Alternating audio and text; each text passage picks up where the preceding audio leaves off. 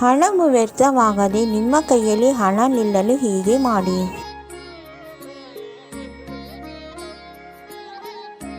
ಈ ಜಗತ್ತಿನಲ್ಲಿ ಎಲ್ಲರಿಗೂ ಪ್ರಿಯವಾದ ವಸ್ತು ಎಂದರೆ ಹಣ.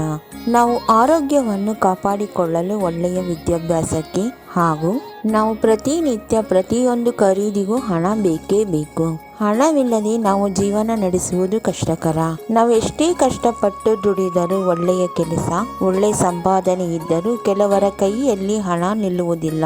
ಖರ್ಚು ಮಾಡದೆ ಎಷ್ಟೇ ತಡೆ ಹಿಡಿದರೂ ನೀರಿನಂತೆ ಖರ್ಚಾಗಿ ಬಿಡುತ್ತದೆ. ನಿಮ್ಮ ಕೈಯಲ್ಲಿ ಹಣ ನಿಲ್ಲಲು ಹೀಗೆ ಮಾಡಿ.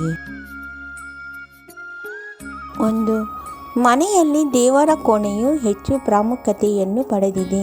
ದೇವರ ಕೋಣೆಯ ನಿರ್ಮಾಣವು ವಾಯುವ್ಯ ದಿಕ್ಕಿನಲ್ಲಿ ನಿರ್ಮಿಸಬೇಕು. ಇದು ದೇವತೆಗಳು ನೆಲೆಸಿರುವ ದಿಕ್ಕು ಎನ್ನಲಾಗುತ್ತದೆ. 2.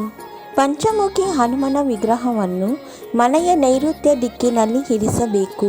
ಇದರಿಂದ ಮನೆಯಲ್ಲಿ ಧನಾತ್ಮಕ ಶಕ್ತಿಯನ್ನು ಹೆಚ್ಚಿಸುವುದರ ಜೊತೆಗೆ ಧನಾಗಮನಕ್ಕೆ ಸಹಕಾರಿಯಾಗುವುದೆಂದು ನಂಬಲಾಗಿದೆ. 3. ಮನೆಯಲ್ಲಿ ಬಾಡಿದ ಅಥವಾ ಒಣಗಿದ ಹೂಗಳನ್ನು ಇಡಬಾರದು. ಒಣಗಿದ ಹೂಗಳಲ್ಲಿ ಧನಾತ್ಮಕ ಶಕ್ತಿ ಇಲ್ಲದ ಕಾರಣ ಋಣಾತ್ಮಕ ಶಕ್ತಿ ಉತ್ಪತ್ತಿಯಾಗುತ್ತದೆ. 4. ಮನೆಯಲ್ಲಿ ನಲ್ಲಿಯಿಂದ ನೀರು ತೊಟ್ಟಿಕ್ಕುತ್ತಿರಬಾರದು. ನಲ್ಲಿಯಲ್ಲಿ ನೀರು ಸೋರುತ್ತಿದ್ದರೆ ಮೊದಲು ಅದನ್ನು ಸರಿಪಡಿಸಿ. ಇಲ್ಲವಾದರೆ ನೀರು ಪೋಲಾದಂತೆ ಮನೆಯಲ್ಲಿ ಹಣವು ಪೋಲಾಗುವುದೆಂದು ತಿಳಿಯಲಾಗಿದೆ. 5. ಒಲೆಯು ಉತ್ತರ ಭಾಗದಲ್ಲಿ ಎಂದಿಗೂ ಇಡಬಾರದು. ಹೀಗೆ ಇಡುವುದರಿಂದ ಮನೆಗೆ ಆಗಮಿಸುವ ಧನಾತ್ಮಕ ಶಕ್ತಿಯನ್ನು ಬೆಂಕಿ ದಹಿಸಿ ಬಿಡುತ್ತದೆ. ಆದ್ದರಿಂದ ಮನೆಯಲ್ಲಿ ಒಲೆಯನ್ನು ಆಗ್ನೇಯ ಭಾಗದಲ್ಲಿ ಇಡಬೇಕು. 6. ನಿಮ್ಮ ಮನೆಯಲ್ಲಿ ಲಕ್ಷ್ಮೀ ಕುಬೇರ ಫೋಟೋ ಜೊತೆಗೆ ಸ್ವಸ್ತಿಕ್ ಚಿಹ್ನೆ ಇರುವ ಒಂದು ಫೋಟೋವನ್ನು ಜೊತೆಯಲ್ಲಿ ಇಡಿ. ಇದರಿಂದ ನಿಮ್ಮ ಮನೆಗೆ ಧನಾಗಮನ ಹಾಗೂ ಹಣ ಉಳಿತಾಯವಾಗುತ್ತದೆ ಎಂದು ವಾಸ್ತುಶಾಸ್ತ್ರವು ಹೇಳುತ್ತದೆ. 7. ಮನೆಯಲ್ಲಿ ಮಣ್ಣಿನ ಮಡಕೆಯನ್ನು ಉತ್ತರ ಭಾಗದಲ್ಲಿ ಇಡಬೇಕು. ಮಡಕೆಯನ್ನು ಯಾವುದೇ ಮಿಶ್ರಣವಿಲ್ಲದೆ ಕೇವಲ ಮಣ್ಣಿನಿಂದ ತಯಾರಿಸಿದ ಮಡಕೆಯಾಗಿರಬೇಕು. ಇದರಿಂದ ಮನೆಗೆ ಆಗಮಿಸುವ ಧನ ಮನೆಯಲ್ಲಿಯೇ ಉಳಿಯುತ್ತದೆ. 8.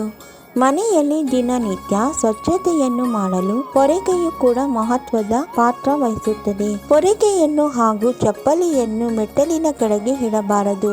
ಮೆಟ್ಟಿಲಿನ ಕೆಳಗೆ ಚಲನೆಗೆ ಅಡ್ಡಿಯಾಗುವಂತೆ ಇವುಗಳನ್ನು ಇಡುವುದರಿಂದ ಮನೆಯಲ್ಲಿ ದರಿದ್ರಕ್ಕೆ ಕಾರಣವಾಗುತ್ತದೆ.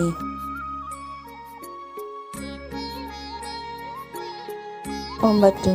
ಮನೆಯಲ್ಲಿ ಅಂಗಡಿ, ವಾಣಿಜ್ಯ ಮಳಿಗೆಗಳಲ್ಲಿ ಇಟ್ಟಿರುವ ಲಾಕರ್ ಸದಾ ಉತ್ತರ ಅಥವಾ ಪೂರ್ವ ದಿಕ್ಕಿನ ಕಡೆ ಮುಖ ಮಾಡಿರುವಂತೆ ಇರಿಸುವುದು ಒಳ್ಳೆಯದು ಎಂದು ಶಾಸ್ತ್ರಗಳು ಹೇಳುತ್ತದೆ. ಹೀಗೆ ಇಡುವುದರಿಂದ ಧನಾಗಮನ, ವಹಿವಾಟು ಲಾಭ ಹೆಚ್ಚುವುದಕ್ಕೆ ಕಾರಣವಾಗುತ್ತದೆ.